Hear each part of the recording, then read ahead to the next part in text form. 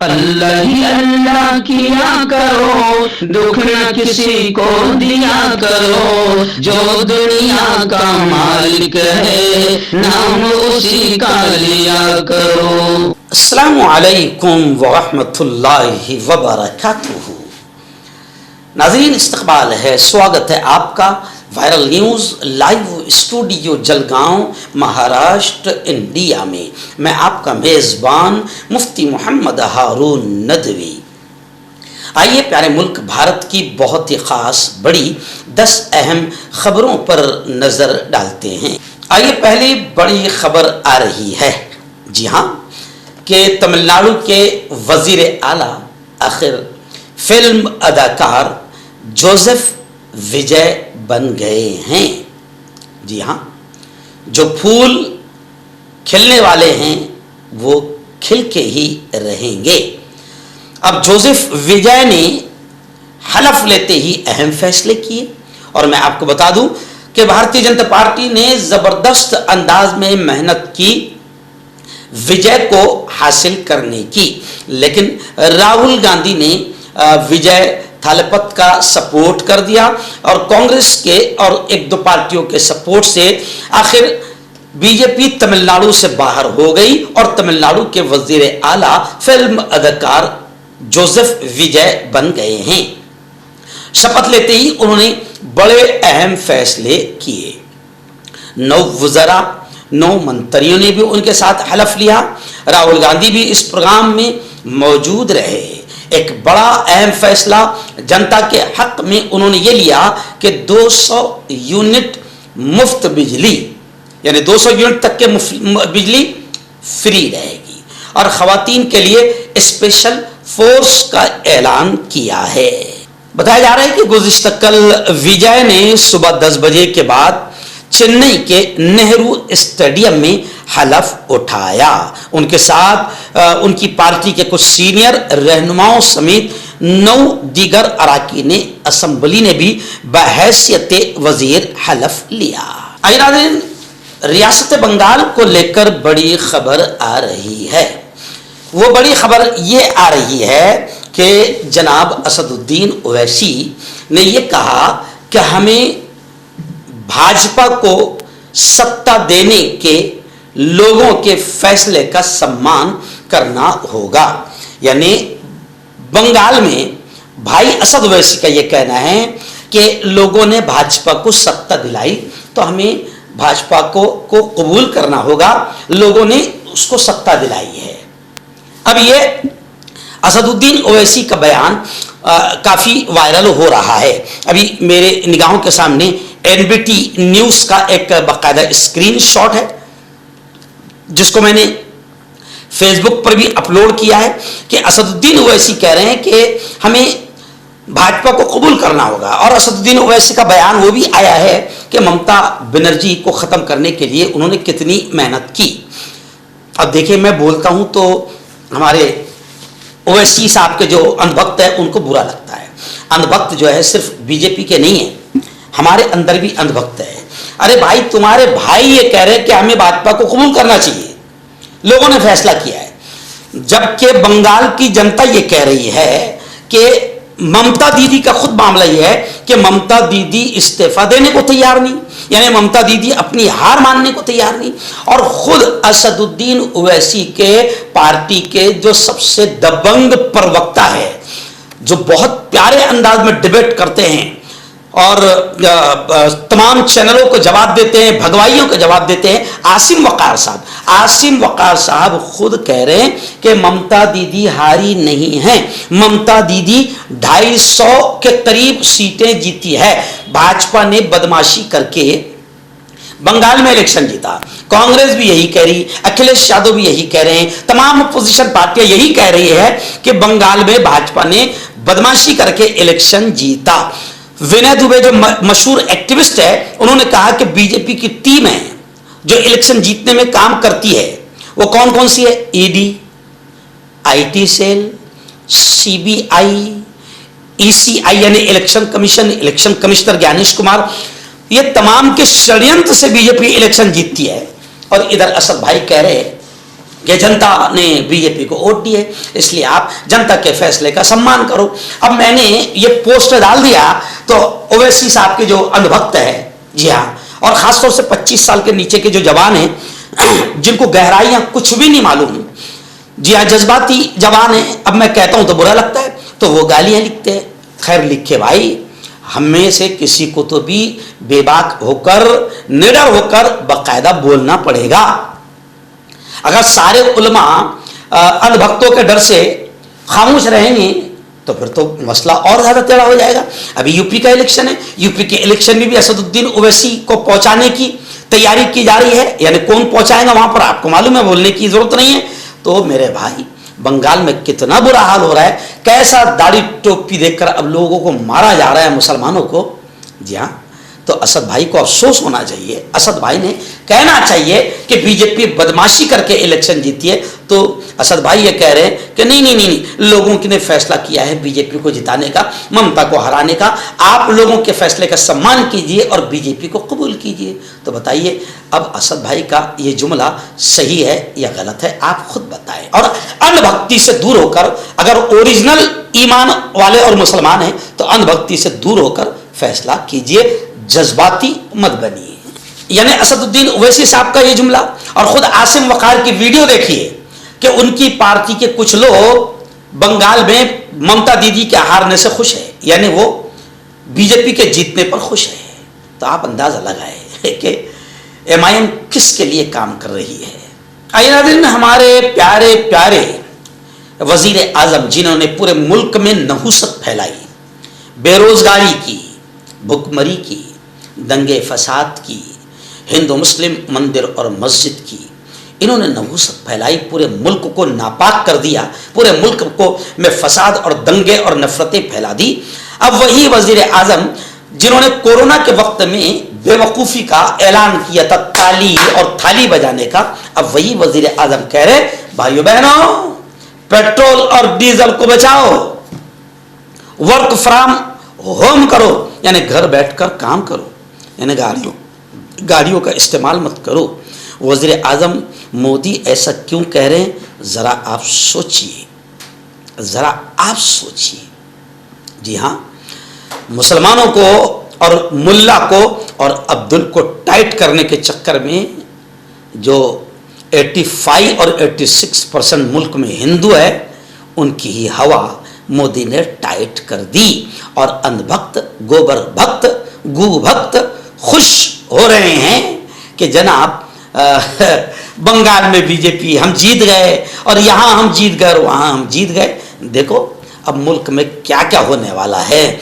मोदी जी का ये बयान कि भाई बहनों घर बैठकर काम करो, तुम्हारा बाप घर बैठकर काम देगा, पेट्रोल डीजल बचाओ। अब वज़ीर आज़म मोदी ऐसा क्यों कह रहे, आप खुद समझो कि क्या बड़ी मुसीबत आने वाली है। रियासत आसाम से बड़ी खबर आ रही है। यहाँ आसाम से खबर आ रही है कि 12 मई को दूसरी बार वज़ीर आला का ओहदा संभालेंगे, हलफ लेंगे, शपथ लेंगे आसाम के जहरीले मुख्यमंत्री हेमंत बिस्वा शर्मा। जी हाँ, किसी कोबरा में, किसी नाग में, किसी सांप और बिच्छू में इतना जहर नहीं होगा जितना इस शख्स में। और जितने ऐसे लोग हैं, भारतीय जनता पार्टी जाहिर बात है उन्हें बड़े बड़े ओहदों से नवाजती है। लोगों को ये लग रहा था कि शायद हेमंत बिस्वा शर्मा अब वज़ीर आला नहीं बनाए जाएंगे, लेकिन खबर आ गई है कि भारतीय जनता पार्टी फिर दूसरी बार वज़ीर आला का शपथ दिलाएगी हेमंत बिस्वा शर्मा को। आसाम के लिए हम दुआ करें कि अल्लाह आसाम वालों की इस जहरीले से हिफाजत फरमाए, आमीन। नाज़रीन, रियासत उड़ीसा से एक बड़ी खबर आ रही है कि 4 पुलिस एहलकार लिंचिंग केस में मुअत्तल, सस्पेंड कर दिए गए हैं। जी हाँ, 7 मई को भुवनेश्वर जो उड़ीसा की राजधानी है उसके मज़ाफ़ात में एक हुजूम के ज़रिए गवर्नमेंट रेलवे पुलिस यानी GRP कांस्टेबल को एक औरत से ज्यादती की कोशिश करने के इल्ज़ाम में हुजूम के जरिए लिंचिंग की तहकीकात शुरू करने के चंद घंटे के बाद गुज़िश्ता कल इतवार 10 मई को कम से कम 4 पुलिस एहलकारों को सस्पेंड और 2 होम गार्ड्स को मुलाजमत से हटा दिया गया है।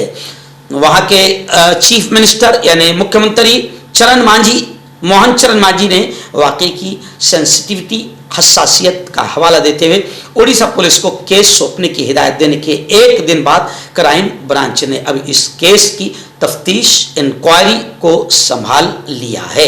खातून शिकायत कुनिंदा की जानिब से जिनसी ज्यादती का इल्ज़ाम, सेक्सुअल हैरेसमेंट का इल्ज़ाम लगाने और मुतवफ़्फ़ी कांस्टेबल के अहल खाना की जानिब से उसके पॉलीग्राफ टेस्ट का मुतालबा करने के बाद मामला मज़ीद तवज्जो मबजूल कराया गया है। नाज़रीन, रियासत बिहार समेत शिमाल और मशरक़ी हिंदुस्तान में मौसलाधार बारिश हुई है। इस वक्त मुल्क में कई रियासतें गर्मी से परेशान हैं, गर्मी से बेहाल है और कई रियासतों में गर्मी का इतना खतरनाक शदीद मामला है कि 6 लोगों की मौत भी हुई है। शदीद गर्मी की इस लहर के दौरान मगरिबी इज़्तिराब के असर से शिमाली और मशरक़ी और वस्ती हिंदुस्तान में मौसम ने कहर बरपा कर रखा है। आंधी तूफान, गरज और चमक के साथ तेज बारिश से मुताल्लिक वाक़यात में बिहार झारखंड में 6 अफराद अपनी जान से हाथ धो बैठे हैं, कुछ जख्मी हुए हैं। मौसम में ये तब्दीली शिमाल मशरक़ से लेकर जुनूबी हिंदुस्तान तक इलाकों को मुतासिर कर रही है, जबकि हल्की से लेकर भारी बारिश भी कई इलाकों में हुई है। फिलहाल इससे राहत मिलने की कोई उम्मीद नहीं है, क्योंकि 11 मई से शिमाल मगरिबी हिंदुस्तान में तूफान और बारिश की नई लहर शुरू होने की उम्मीद है। आइए फिर बड़ी खबर आ रही है ईवीएम को लेकर, इलेक्ट्रॉनिक मशीन को लेकर। जी हाँ, आप जानते हैं कि आज से 10 साल पहले मैंने हजरत मौलाना सज्जाद नोमानी और वामन जी मेश्राम बामसेफ की पूरी टीम ने पूरे मुल्क में हमने आंदोलन किया था ईवीएम यानी इलेक्ट्रॉनिक वोटिंग मशीन के खिलाफ। मेरा एक मशहूर जुमला हुआ था उस वक़्त कि जैसे तोते की जान पिंजरे में, तो मैंने कहा था कि मोदी की जान मशीन में। जब तक ईवीएम मशीन रहेगी तब तक के बीजेपी इलेक्शन नहीं हारेगी। अब 10 साल से सारी पार्टियों ने देख लिया।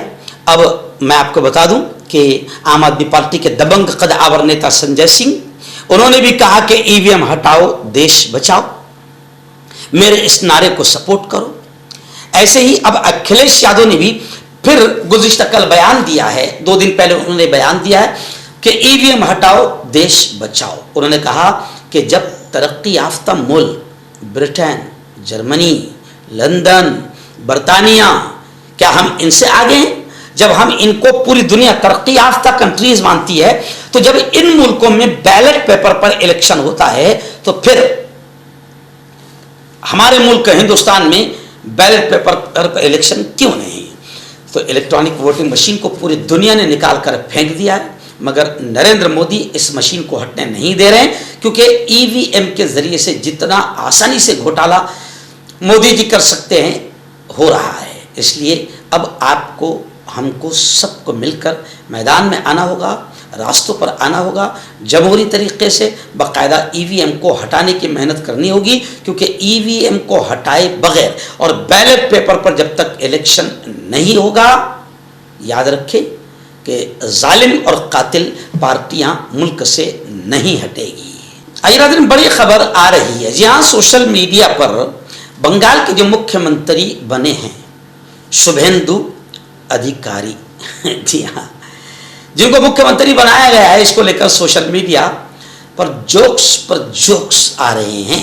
खूब कॉमेडी मीम्स रील बन रही है।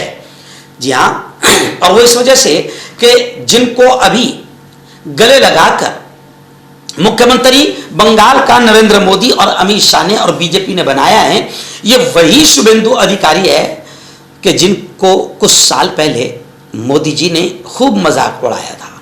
इनकी एक स्टिंग ऑपरेशन में वीडियो सामने आई थी, ये 5 लाख रुपए की रिश्वत ले रहे हैं, तो नरेंद्र मोदी ने उस वक्त अपने भाषणों में इसी करप्टेड आदमी का मजाक उड़ाते हुए ऐसा कहा था, भाइयों बहनों आपको याद होगा ये वही शुभेंदु है जिसको दीदी ने खड़ा किया है बंगाल के इलेक्शन में, जो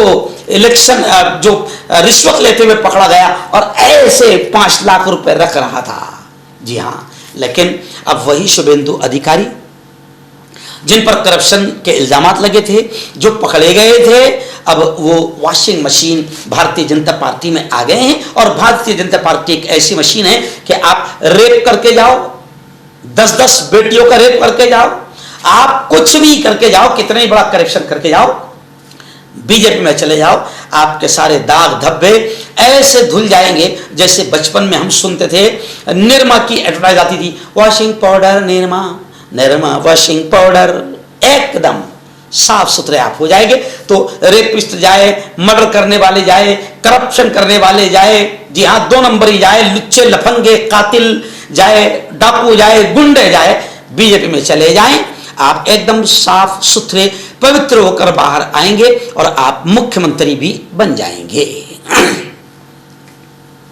तो सोशल मीडिया पर नरेंद्र मोदी का वो कुछ साल पहले वाला जो शुभेंदु अधिकारी के खिलाफ भाषण था, उनका खूब वायरल हो रहा है कि कैसे पहले मजाक उड़ा रहे थे नरेंद्र मोदी और अब कैसे उसी शुभेंदु अधिकारी को गले लगा रहे हैं, क्योंकि उसने अब बीजेपी में शामिल होकर इलेक्शन लड़ा है और अब उसको मुख्यमंत्री भी बना दिया गया है। अब ये चिंदी चोर जो 5 लाख रुपए रिश्वत लेता पकड़ा गया था, अब बंगाल में कितनी लूटमार करेगा आप खुद अंदाजा लगाएं। नाज़रीन, उत्तर प्रदेश के बरेली जिला से एक महेशपुरा गांव में आप जानते हैं कि शनिचर के दिन हफ्ते के रोज एक खतरनाक मामला, हालात बिगड़ गए, कशीदगी फैल गई और फसाद हुआ। आप जानते हैं कि महाराणा प्रताप जयंती जुलूस के रास्ते को लेकर तनाजा हुआ, विवाद हुआ। दलित बिरादरी ने जुलूस रोका और फिर उस गांव में कशीदगी फैल गई। जब दलित बिरादरी के अफराद खुसूसन खवातीन ने महाराणा प्रताप जयंती के मौके पर निकाले जाने वाले जुलूस पर एतराज करते हुए उसे रोक दिया। पुलिस के मुताबिक तनाजा जुलूस के रास्ते को लेकर 2 गिरोहों के दरमियान पैदा हुआ, ताहम बाद में दोनों फरीकों के दरमियान मुज़ाकरात और तहरीरी समझौते के बाद सूरत हाल फिलहाल काबू में आ गई है। अच्छा हुआ कि ये मुसलमान बिरादरी नहीं थी सामने, वरना आप समझ सकते हैं कि फिर योगी आदित्यनाथ कभी झुकने वाले नहीं थे और फिर क्या हाल होता मुसलमानों का, आपको बताने की जरूरत नहीं है। खैर, ये हमारे दलित भाई है और दलित भाई यकीनन इतनी ताकत रखते हैं कि ये अच्छों को ठोकते हैं और झुकाने की, मट्टी चकाने की ताकत रखते हैं, इसलिए वहाँ पर यूपी में समझौता हो गया। आइए बड़ी खबर आ रही है। जी हाँ, रियासत बिहार में आप जानते हैं कि नीतीश कुमार 20 साल के बाद वजीर आला की कुर्सी से बड़े प्यारे अंदाज में, उसे जलील करके नहीं कहेंगे, जलील किया गया, लेकिन जलील करके न बताते हुए बड़े प्यारे अंदाज में उनको कुर्सी से उतार दिया गया। और बिहार में अब बाकायदा यूं समझिए कि बिहार में नीतीश कुमार को वजीर आला की कुर्सी से उतारकर, सीएम पद से उतारकर अब उन्हें क्या बना दिया गया वह आपको मालूम है। जी हाँ, ये वही नीतीश कुमार है जो कांग्रेस को खत्म करते करते बाकायदा इन्होंने अपनी सीएम पद की कुर्सी खो दी। ऐसे ही ममता दीदी भी कांग्रेस को खत्म करते करते उसने भी अपनी सीएम पद की कुर्सी खो दी। अब बिहार से एक अजीब गरीब खबर आ रही है कि नीतीश कुमार के उस बेटे को स्वास्थ्य मंत्री बनाया गया जो खुद अस्वस्थ है। जिस शख्स को, नीतीश कुमार के जिस बेटे को स्वास्थ्य मंत्री बनाया गया, वो बताया जा रहा है कि किडनी का पेशेंट है, हार्ट का पेशेंट है, टीबी का पेशेंट है, बड़ी बड़ी बीमारियों का पेशेंट है और अब माशाल्लाह वो बिहार के स्वास्थ्य मंत्री बना दिए गए हैं। इसलिए बिहार की तरक्की होना अब तय है। डॉक्टर अली, जो कि एक सेक्सोलॉजिस्ट बीएमएस डॉक्टर हैं, सेक्स की सभी समस्या के लिए संपर्क करें। इसके अलावा नसों का दर्द, जोड़ों का दर्द, गठिया वाई का पक्का इलाज किया जाता है। बवासीर खूनी हो या मस्से वाली हो, जड़ से खत्म हो जाती है। शुगर बिना परहेज, बिना अंग्रेजी दवाइयों के गारंटी के साथ बिल्कुल खत्म हो जाता है। धात रोग या नाइटफॉल, इसके लिए भी आप हमें कांटेक्ट करें। मर्दाना ताकत हासिल करें 72 घंटों के अंदर, वो भी जड़ी बूटियों द्वारा। हकीम याकूब खान से कांटेक्ट करें जो कि 75 सालों से हिकमत कर रहे हैं। इसके अलावा जोड़ों में दर्द, गुर्दों में पथरी, शुगर, खुजली, ल्यूकेरिया का गारंटी से इलाज किया जाता है। अभी कांटेक्ट। चेहरे की झाइयां, दाग धब्बे, कालेपन से है परेशान तो पाए साफ, मुलायम, चमकदार, खूबसूरत स्किन, नेचुरल ग्लो, कुदरती निखार के साथ नूर क्रीम सिर्फ 5 से 6 दिन के अंदर असर। हर्बल सेहत लाया है 100% देसी जड़ी बूटियों से 72 घंटे में इलाज। मर्दाना ताकत, लिकोरिया, शुगर, जोड़ों का दर्द, बवासीर, खुजली, बालों का झड़ना, वजन कम करना, वजन बढ़ाना, तिलमस से, आंखों के ऊपर की चर्बी, देश या विदेश से कहीं से भी हो, दिए गए नंबर पर कांटेक्ट करें।